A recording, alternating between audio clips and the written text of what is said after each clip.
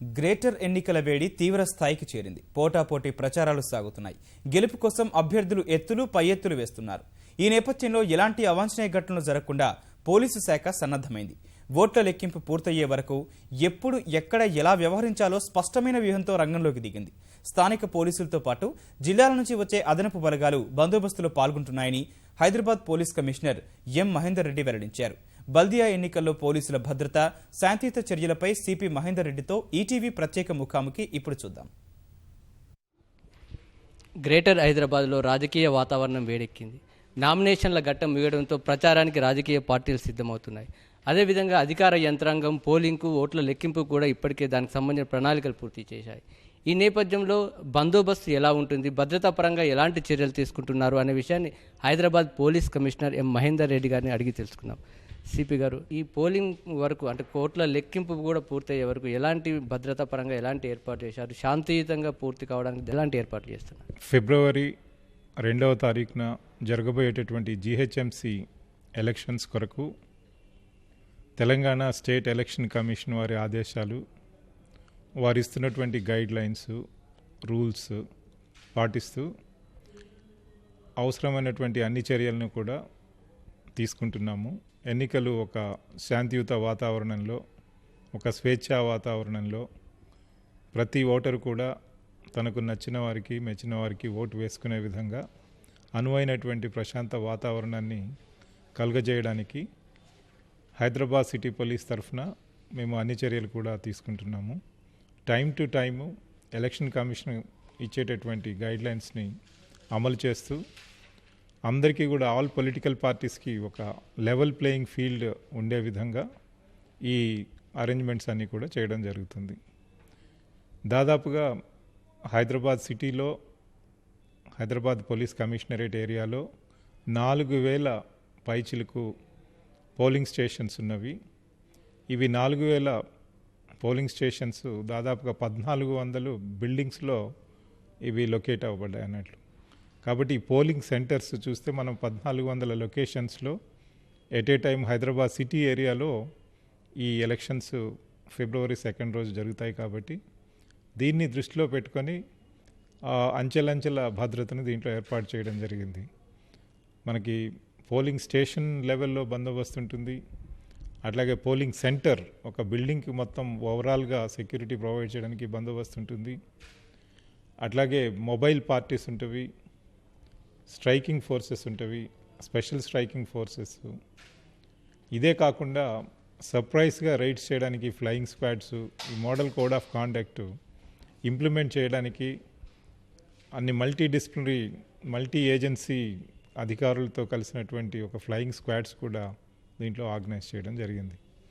అయితే ఇవన్నీ కూడా మనం సాధారణ ఎలక్షన్స్కి చేసినట్లుగా, జనరల్ ఎలక్షన్స్ మనం ఎలాగైతే కండక్ట్ చేస్తామో అలాగే ఈ లోకల్ బాడీ జీహెచ్ఎంసీ ఎలక్షన్స్ కూడా పూర్తి స్థాయిలో హైదరాబాద్ సిటీ పోలీసు ఇన్వాల్వ్ అయి ఒక ప్రశాంత వాతావరణంలో ప్రజలందరూ కూడా ఓటు హక్కు వేసుకోవడానికి, దానికి ముందు ప్రచారం చేసుకోవడానికి అందరికీ కూడా సరి అయినటువంటి వాతావరణాన్ని కల్పించడం జరుగుతుంది.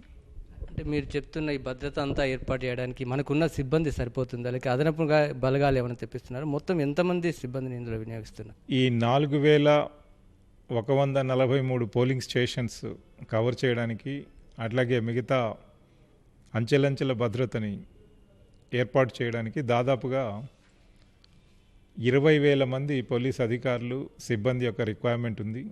అయితే మనకు హైదరాబాద్ సిటీ పోలీస్లో దాదాపుగా ఒక 15,000 మంది దాకా మనం ఇక్కడ మొబిలైజ్ చేయగలుగుతున్నాం. అట్లాగే జిల్లాల్లో నుంచి కూడా ఈ డీజీ తెలంగాణ స్టేట్ వారు మొబిలైజ్ చేసి, ప్రతి జిల్లా నుంచి కూడా ఫోర్స్ మొబిలైజ్ చేసి ఈ జీహెచ్ఎంసీ ఎలక్షన్స్ కొరకు ఎలక్షన్ డే రోజు వారు ఇక్కడ ఉండే విధంగా ఏర్పాటు చేయడానికి నిర్ణయించడం జరిగింది. ఇదే కాకుండా మనకి ఈ ఎన్సీసీ, అట్లాగే scouts and guides, ex army personal, ఇలా ఒక డిసిప్లిన్డ్ ఆర్గనైజేషన్లో ఉన్నటువంటి వ్యక్తులను కూడా క్యూ మెయింటెనెన్స్ కొరకు ఆ రోజు డ్రా చేయడం జరుగుతుంది, ఎలక్షన్ కమిషన్ పర్మిషన్ తీసుకొని. గతంలో కొన్ని రోజులుగా హైదరాబాద్లో ఏ ప్రధానమైన సంఘటనలు ఇష్యూ జరిగినా కూడా ముఖ్యంగా సీసీ కెమెరాల నిఘాని ఎక్కువగా వినియోగిస్తున్నాం. ఈ ఎన్నికల్లో కూడా సీసీ కెమెరాలతో నిఘా కానీ ఇంకా నిఘా పరంగా ఎలాంటి చర్యలు తీసుకుంటున్నారు? హైదరాబాద్ సిటీ ఒక మహానగరంగా వృద్ధి చెందే ప్రాసెస్లో మనకి సిటీ అంతా కూడా కమ్యూనిటీ సీసీటీవీ ప్రాజెక్టు అట్లాగే గవర్నమెంట్ సీసీటీవీ ప్రాజెక్టు ద్వారా అన్ని ఏరియాస్లో కూడా ప్రతిరోజు కొన్ని వందల కెమెరాలు యాడ్ అవుతూ వస్తున్నవి.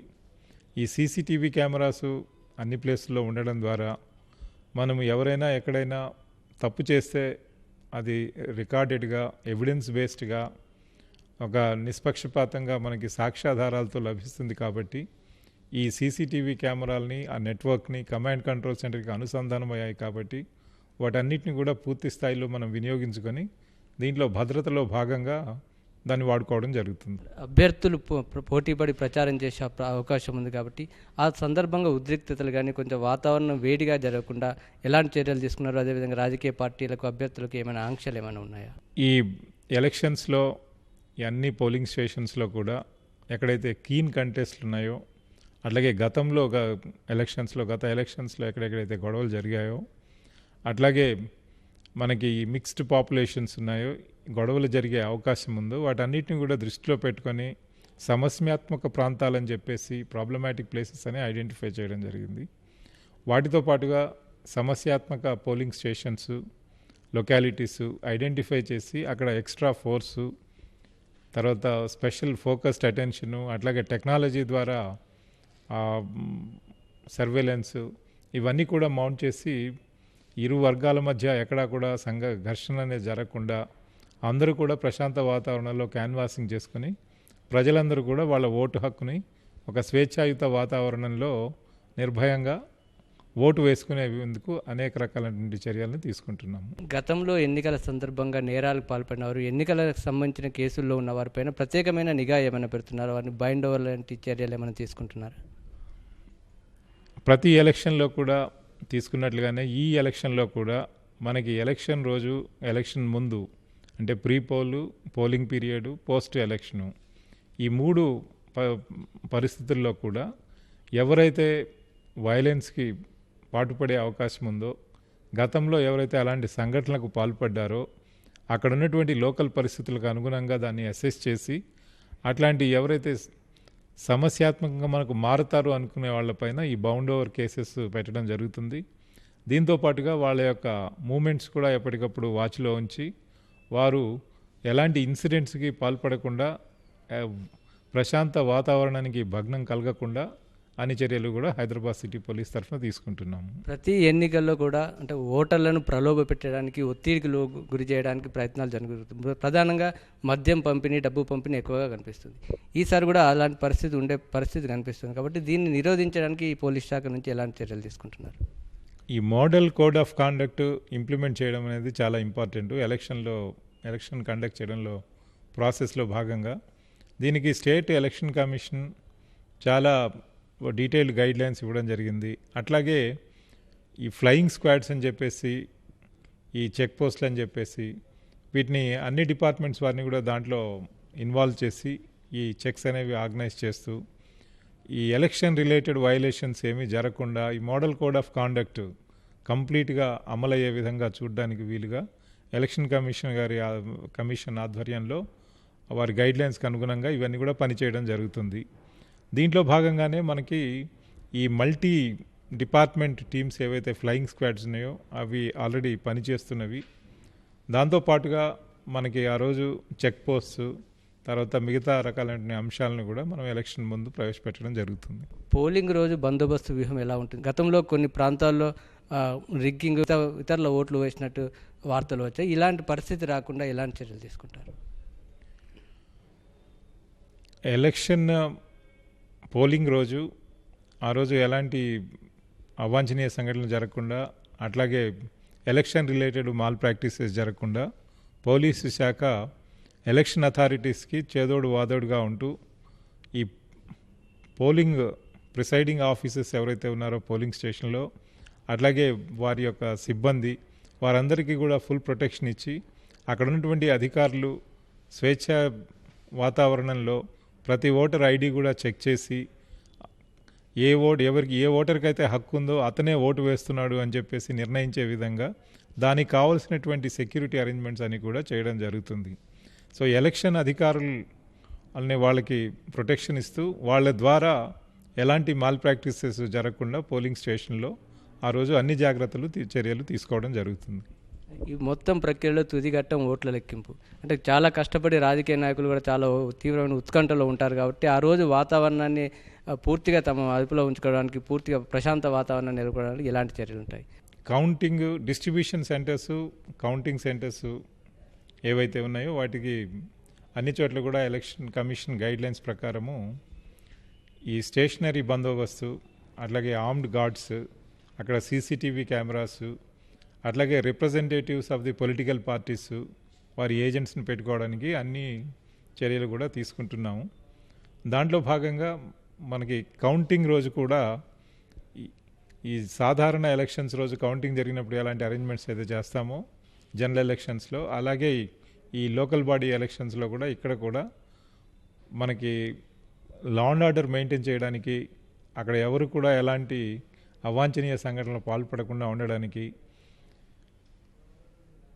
కౌంటింగ్ చేసేటటువంటి సిబ్బందికి అట్లాగే ఏజెంట్స్ వారి మధ్యలో ఈ ఫెన్సింగ్, బ్యారికేడింగ్, తర్వాత మొత్తం ఎంటైర్ ఏరియాని కార్డన్ చేసేసి బయట వాళ్ళు ఎవరు కూడా రాకుండా కేవలము permitted, authorised election agents, candidates, election commission ఎవరినైతే అనుమతిస్తుందో వారికి మాత్రమే ప్రవేశించడానికి అనుమతి వచ్చే విధంగా, అట్లాగే ఈచ్ కౌంటింగ్ స్టేషన్ చుట్టూ కూడా దాదాపుగా 200 మీటర్ల వరకు కూడా ఎవరిని కూడా రానివ్వకుండా ఉండడానికి అన్ని చర్యలు తీసుకుంటున్నాము. దీంట్లో ఇది డిస్ట్రిబ్యూటెడ్గా డిఫరెంట్ ప్లేసెస్లో ఉంటుంది కాబట్టి ప్రాబ్లం ఏమి ఉండదు అని చెప్పేసి మేము భావిస్తున్నాం. చివరిగా ప్రజలు తమ ఓటు హక్కును నిర్భయంగా స్వేచ్ఛాయుత వాతావరణంలో వేసుకోవడానికి మీరు ఎలాంటి భరోసా ఇస్తున్నారు? అదేవిధంగా హైదరాబాద్ పోలీస్ బాస్గా మరి ఓటు హక్కు వినియోగం పైన మీరు ఇచ్చే సందేశం ఏంటి? ఒక ప్రజాస్వామ్య మనుగడకు ప్రజలందరూ కూడా ఓటు హక్కు వినియోగించినప్పుడే ప్రజాస్వామ్యం మరింతగా విరాజిల్లుతుంది. కాబట్టి ప్రజలందరూ కూడా ఆ రోజు ఫిబ్రవరి 2 రోజు వచ్చి వారి యొక్క విలువైనటువంటి అమూల్యమైనటువంటి ఓటు హక్కును వినియోగించుకోవాలి అని చెప్పేసి హైదరాబాద్ సిటీ ప్రజలందరినీ కూడా హైదరాబాద్ సిటీ పోలీస్ శాఖ తరఫున నేను కోరుతున్నాను. దానికి కావాల్సినటువంటి అన్ని సెక్యూరిటీ అండ్ బందోబస్తు అరేంజ్మెంట్స్ పూర్తి స్థాయిలో చేసి ప్రజలందరూ కూడా ఒక ప్రశాంత వాతావరణంలో వాళ్ళ ఓటు హక్కును ధైర్యంగా వినియోగించుకోవడానికి కావాల్సిన అన్ని చర్యలు కూడా తీసుకుంటాము. ఎన్నికల ప్రక్రియ పూర్తయ్యే వరకు కూడా దశల వారీగా పటిష్టమైన బందోబస్తు ఏర్పాట్లు చేసినట్టు హైదరాబాద్ పోలీస్ కమిషనర్ చెప్తున్నారు. ప్రజలు తమ ఓటు హక్కును నిర్భయంగా స్వేచ్ఛాయుత వాతావరణంలో వేసుకోవచ్చునని మహేందర్ రెడ్డి గారు చెప్తున్నారు. కెమెరామెన్ భాస్కర్తో నగేష్ చారి, ఈటీవీ న్యూస్, హైదరాబాద్.